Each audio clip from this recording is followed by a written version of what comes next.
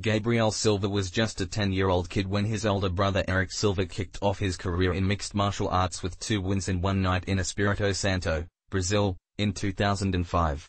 A few months after Eric impressed the world with a 42nd win in his UFC debut in 2011, Gabito decided it was time to join him in MMA.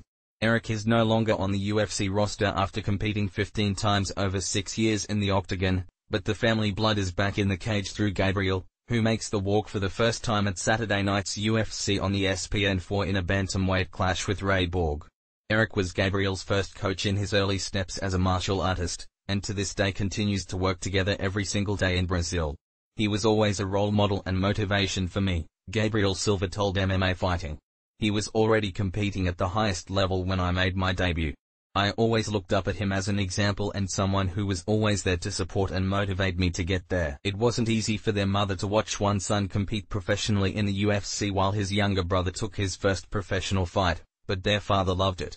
He's always around, and flew to Texas to watch his UFC debut with Borg. I won't lie, fighting in the UFC was a goal of mine since I started training, Silva said. This is what I trained for. It would be great if we were to fight together in the UFC, but that doesn't change a thing. He's in a big promotion now and I'm happy to be here. Shortly after his quick win over Luis Ramos at UFC 134 in Rio de Janeiro, Eric Silva made quick work of Carlo Prata, though ruled a DQ by referee Mario Yamasaki, and Charlie Brenneman before getting thrown to the wolves, matched up against the likes of John Fitch and Matt Brown.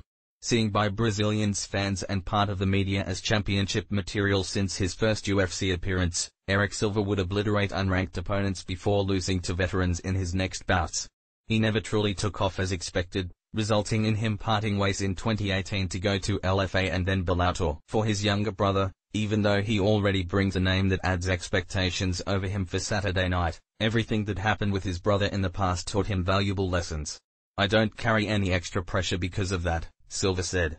We talk a lot about the things that happened, the good and the bad. He talks to me, do this and do that. He had his story in the UFC, and as an older brother he always wants what's best for me.